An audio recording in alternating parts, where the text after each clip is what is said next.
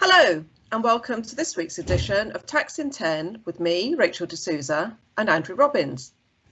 We are both tax partners in RSM's London office and have a wealth of experience in dealing with a wide range of private client matters. Your feedback is valuable to us, so do keep it coming, especially if you have thoughts on any topics you would like us to cover. Today's subject is IHT, more specifically, planning tools which are relevant for anyone, even those with only a modest amount of wealth. As a reminder, IHT is charged on the value of the death estate that is not left to a spouse or charity. The first £325,000 of value is charged at 0%, and anything above that is charged at 40%. So, Rachel, the first thing I think we need to bear in mind there is that actually, and I don't know what the exact percentage here is, but the vast majority of the UK population are never going to be subject to inheritance tax on their deaths anyway. That's true. And for a married couple or a couple in a civil partnership, the combined net assets of the two needs to be currently more than £650,000 before you even get anywhere near an IHT charge arising. And if your main asset is the family home, then that figure increases from £650,000 to basically double that or more. So when you're thinking about estate planning, I have two rules of thumb to get us going. Mm-hmm. The first one is actually make sure you really need to do something. And the second thing is that, to my mind, there are only three things you can really do for estate planning to avoid inheritance tax on death. The first of those is going to be giving assets away during your life, so that at the time you die, you don't have wealth in excess of the nil rate band. The second thing you can do is actually hold assets on death that qualify for an exemption from inheritance tax. And the third thing to do is to basically accept that there is going to be inheritance tax due on your death and consider whether it's worth taking out insurance to cover that liability. And I want to start by having a little mini rant. So we have these statutory exemptions in relation to gifts. So when you make some gifts during your lifetime, they can be immediately exempt from inheritance tax. Mm-hmm. But my mini rant is that the level of these gifts is basically just insulting. The problem is that the legislation on this was passed in 1984, and the value of these gifts has not increased ever since then. That's true. The one that I particularly love is so when Millie comes to be married, you can make an immediate gift in contemplation of her marriage. Mm-hmm. Without that having any inheritance tax consequences. If you take my advice from the other week and marry her off at age 16 for tax planning purposes, poor child, then you can make a gift to her of £5,000. So that should cover the whole cost of the wedding and the honeymoon and probably set her up for a deposit on her first house, I would imagine. Oh yeah. So you have these annual allowances and gifts that you can make, but they're so small as to be really worthless. So let's focus a bit on things that have a bit more value. Regular gifts out of excess income. So this is a statutory relief. If on average your income is greater than your expenses, you can give away that surplus income without it being subject to inheritance tax on your death. And that compares to the normal gift rules, where if you make a gift to somebody during your life, that is what's called a potentially exempt transfer, or a PET, and where you suffer IHT if you die within 7 years of making that gift. Oh, well, actually, Andrew, it's not you that suffers the IHT, is it? It's the recipient in the case of a pet. That is perfectly true. Thank you, Pedant Corner. My pleasure. So our normal default position is that you make a gift, it's a pet. If you die within 7 years, there will be an IHT charge payable by the recipient. If you make regular gifts out of income and you die immediately after making those gifts, there will be no IHT on the value of the gift. Now, to qualify for this, it has to be what it says on the tin, really. So the gifts need to be regular in nature. So that can be once a year, once every 6 months, yep. Whatever you like, so long as it's regular. And the excess income is looked at as an average as well. So you don't have to work this out before making every single gift in detail. You just need to know that year on year, your income is more than your expenses, and the gifts that you're making fall within that excess amount. It's a really simple and really helpful way to give money away over time. And people don't, I think, take full advantage of it. I really think we should do more of this. So that's a statutory relief, which is, as we've said, really, really helpful. Let's look at a non-statutory one, which I think is equally as helpful.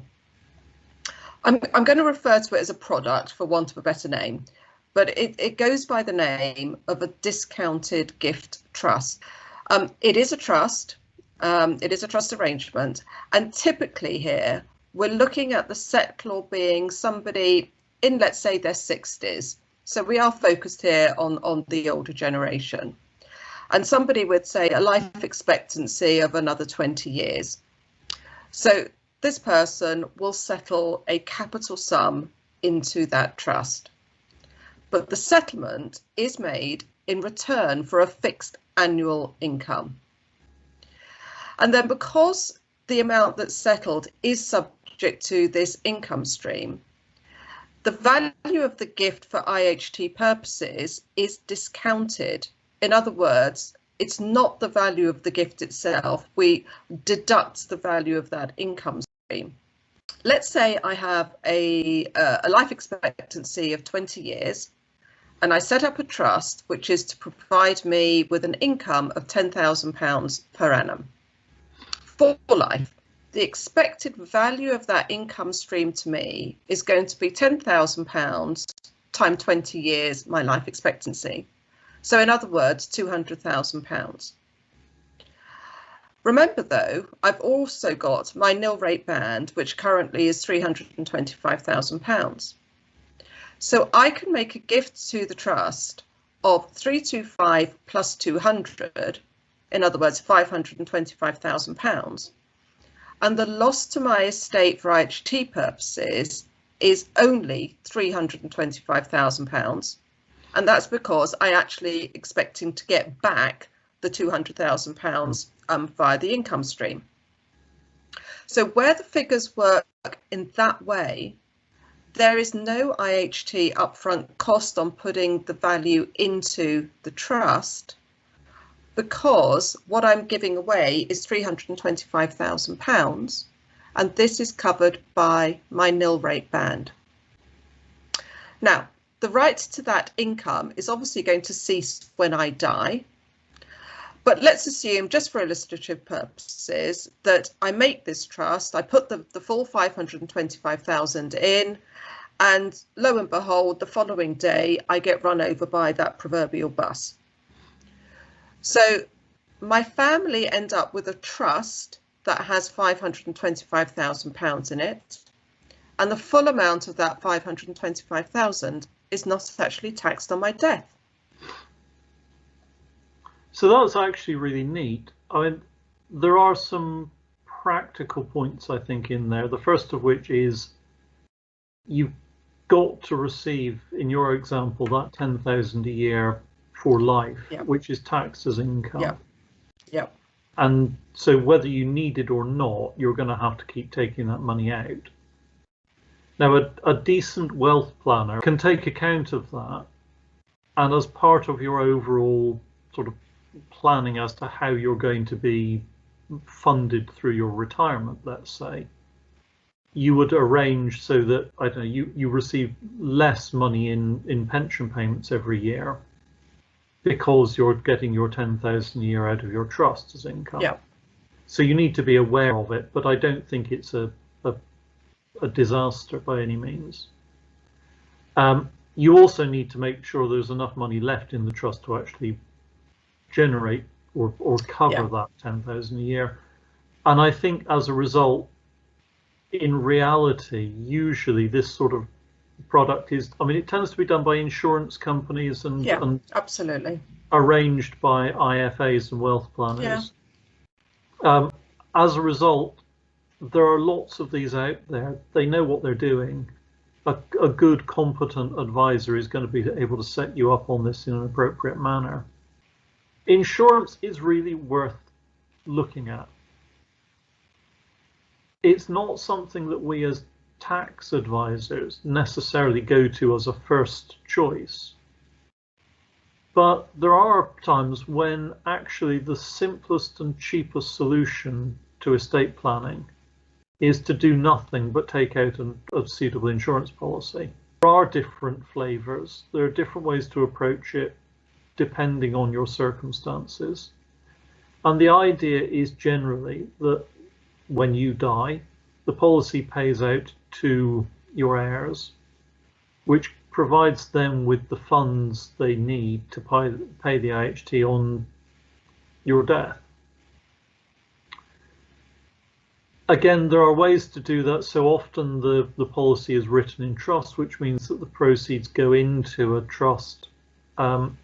They're not within my estate as the person who took out the policy, so we've not added to the amount that IHT is going to be due on. So long as the money comes out of that trust within 3 months of my death, there's no trust costs from doing it.